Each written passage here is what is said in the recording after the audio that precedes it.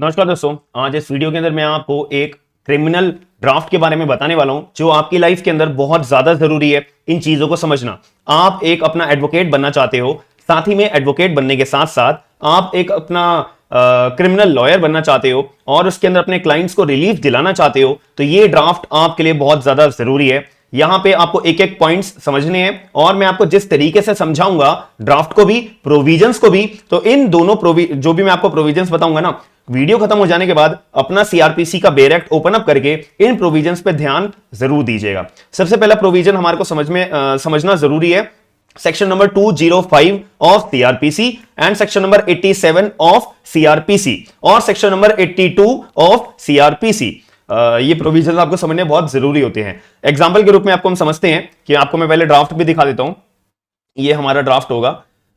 Application by accuse to surrender in the court. तो याद रखिएगा ये ड्राफ्ट आपकी लाइफ में बहुत ज्यादा जरूरी होता है। हम इसके बारे में भी बात करेंगे, हम अभी मुद्दे की बात कर लेते हैं। तो सबसे पहली बात, ये ड्राफ्ट जो एप्लीकेशन लगाई जाती है अक्यूज्ड व्यक्ति के द्वारा कि जज साहब मैं जो है कोर्ट के अंदर अब सरेंडर कर रहा हूं, तो ये एप्लीकेशन कब लगती है? सबसे पहली बात आपको पता होना चाहिए कि एक पार्टी होती है कंप्लेनेंट, एक पार्टी होती है अक्यूज्ड। कि अब जो कंप्लेनेंट होता है उसको परेशानी होती है, दिक्कत होती है, कोई दुख हुआ होगा, कोई अपराध अक्यूज के द्वारा करा गया होगा इस कंप्लेनेंट के ऊपर, तो अब ये कंप्लेनेंट भागा भागा जाएगा या तो पुलिस के पास कि एफआईआर दर्ज करो, कोई बड़ा अपराध होगा, या फिर वो भागा भागा जाएगा कंप्लेनेंट कोर्ट के अंदर कि जैसा अब आप मेरी कंप्लेंट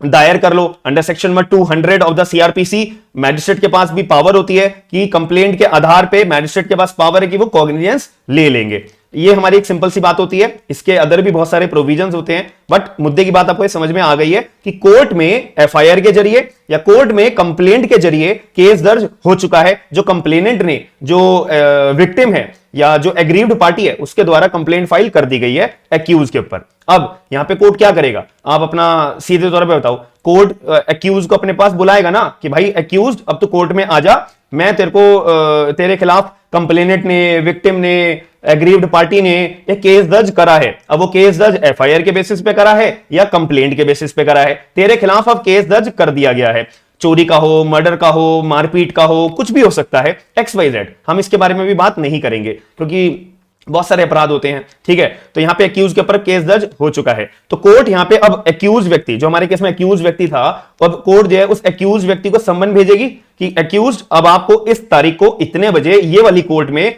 आना पड़ेगा, क्योंकि कंप्लेनेंट ने आपके द्वारा कंप्लेनेंट ने आपके खिलाफ एक कंप्लेंट फाइल करी है फला फला सेक्शन के अंदर of Indian penal code XYZ कोई भी प्रोविजन के अंदर। इतनी सी बात समझ में आ जाती है। अब एक्यूज को जब सम्मन भेजा जाता है तो एक्यूज सम्मन पढ़ने के बाद में अपना कोर्ट में अपीयर होना उसकी ड्यूटी है, ड्यूटी बाउंड है। ऐसा नहीं है कि यहां पे सम्मन भेज दिया गया है कोर्ट के द्वारा और एक्यूज का मन करेगा तो कोर्ट में आएगा, नहीं मन करेगा तो नहीं आएगा, ऐसा नहीं चलेगा। तो कोर्ट जो है under section number 205 of the CrPC accuse व्यक्ति को अपना सम्मन भेजता है, पहली बात। दूसरी बात यहां पे आ जाती है कि सम्मन भेजने के बाद मान लेते हैं कि जो एक्यूज व्यक्ति था उसने सम्मन का पालन नहीं करा, कोर्ट में वो अपीयर नहीं हुआ, तो अब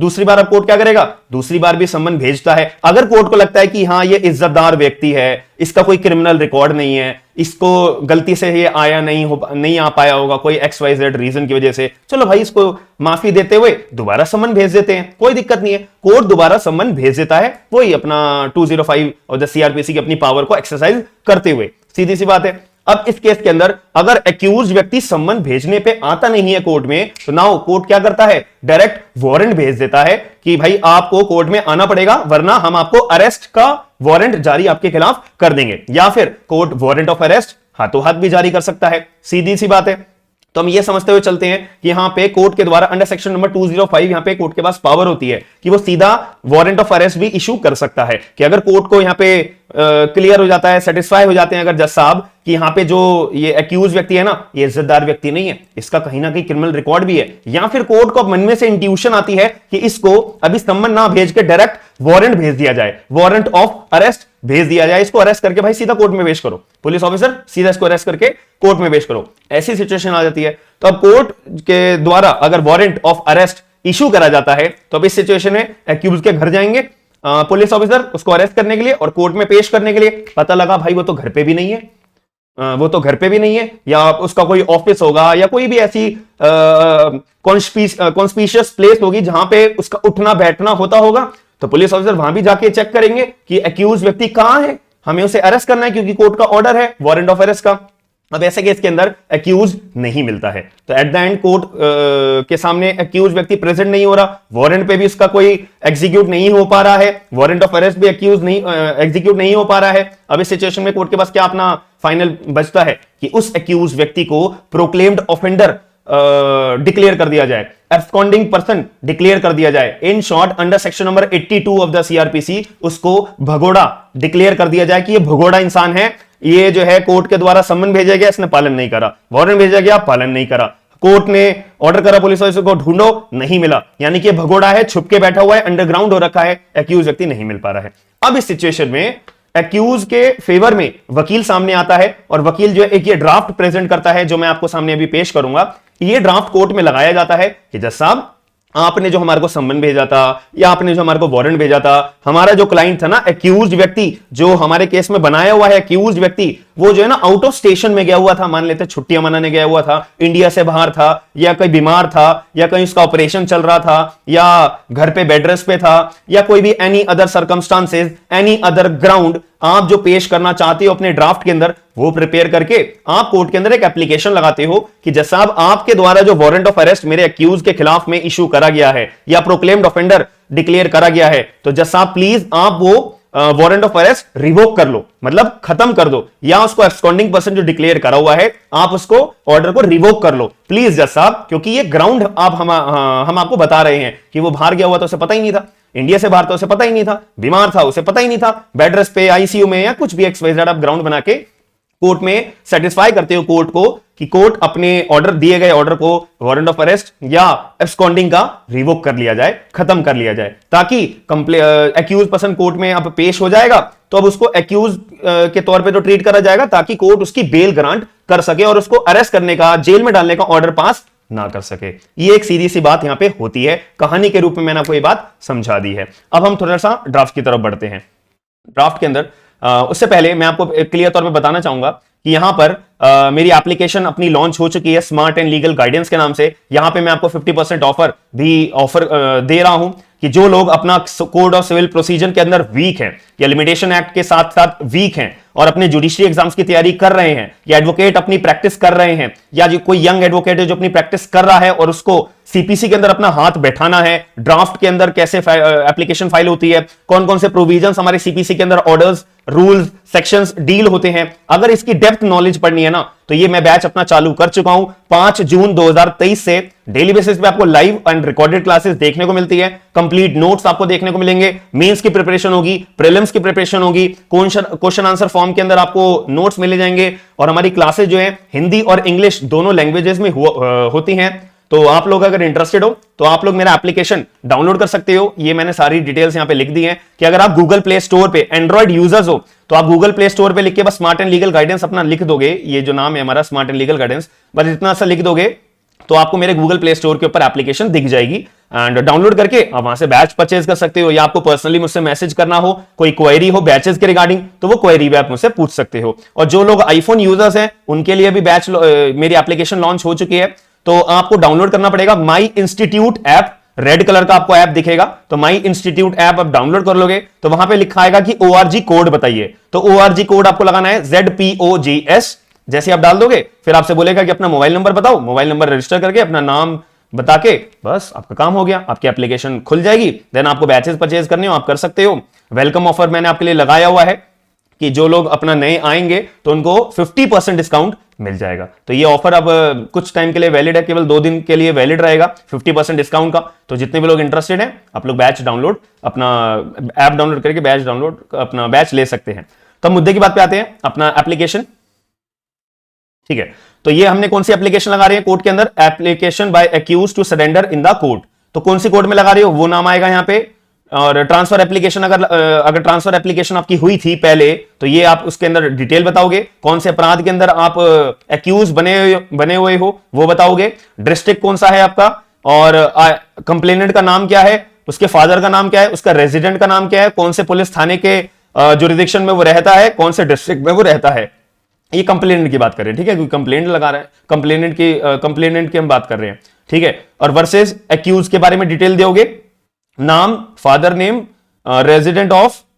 पुलिस स्टेशन, डिस्ट्रिक्ट, और ये एक्यूज व्यक्ति के द्वारा एप्लीकेशन लगाई जा रही है, ठीक है। अब हम क्या लगा रहे हैं, टू ऑनरेबल जज ऑफ द एफोरसेड कोर्ट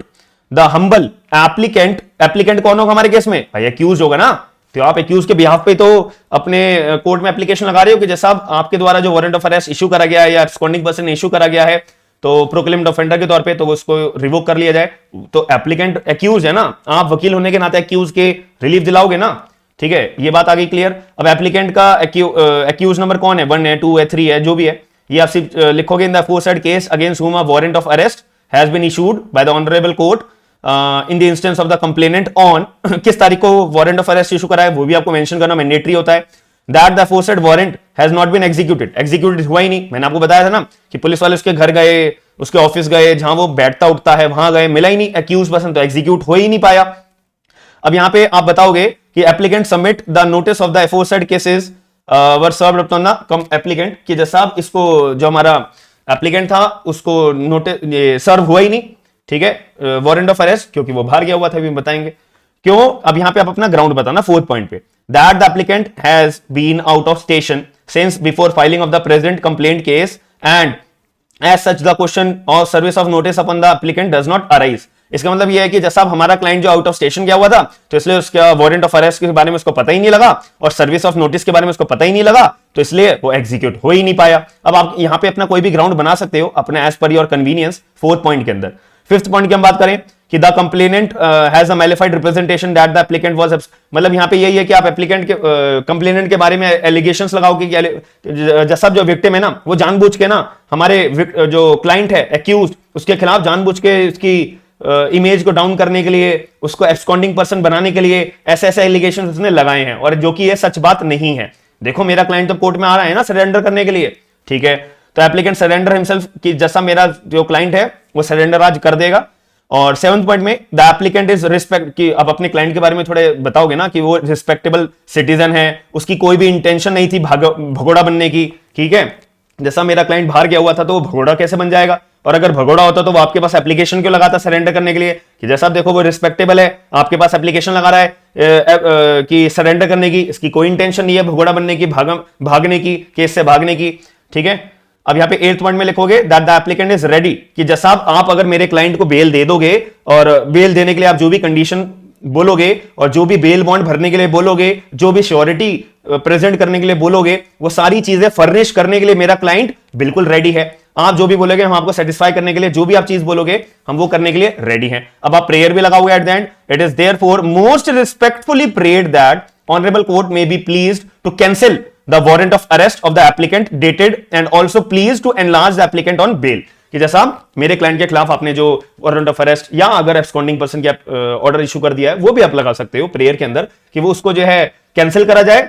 और जो मेरा एप्लीकेंट है उसको बेल पर रिहा करने के लिए आप ऑर्डर पास कर दीजिए, जो आप फर्निश करने के लिए बोलेंगे हम वो अभी के अभी अवेलेबल करा देंगे। और ये किस दिन एप्लीकेशन बनाई जा रही है उसकी डेट, यहां पे एप्लीकेंट का सिग्नेचर, वकील का भी सिग्नेचर करने के बाद थप्पा लग जाएगा, दैट्स इट। तो इतना सा काम आपको करना होता है। आई होप आपको ये वीडियो के अंदर जो मैंने आपको जानकारी दी है शायद ही आपको यूट्यूब के अंदर कोई ये जानकारी देगा, मैं ये 100% चैलेंज करके बोल सकता हूं। आप इस वीडियो को बहुत ही ज्यादा प्रायोरिटी बेसिस पे लीजिएगा, और मैंने प्रीवियस वीडियो में बोला था कि जितने ज्यादा लाइक्स होंगे, जितने ज्यादा शेयर्स होंगे और जितने ज्यादा कमेंट्स होंगे उसके बेसिस पे मैं जज करूंगा कि आप लोग ऐसी ड्राफ्ट की वीडियोस देखना चाहते हो या नहीं देखना चाहते। तो ये आप लोगों के ऊपर है कि आप लोग ज्यादा से ज्यादा शेयर अगर करोगे तो इसके अंदर आपका ही फायदा मैं प्रोवाइड कराऊंगा। ड्राफ्ट की वीडियोस बनाकर अलग अलग पूरे के पूरे दुनिया संसार में जो इंडिया के अंदर जो भी ड्राफ्ट होते हैं ना वो सारे ड्राफ्ट की मैं आपको धीरे धीरे कंटेंट प्रोवाइड कराता रहूंगा। तो आपको वीडियो कैसी लगी है कमेंट बॉक्स के अंदर जरूर बताएगा। मिलते हैं नेक्स्ट वीडियो के अंदर। थैंक यू, धन्यवाद।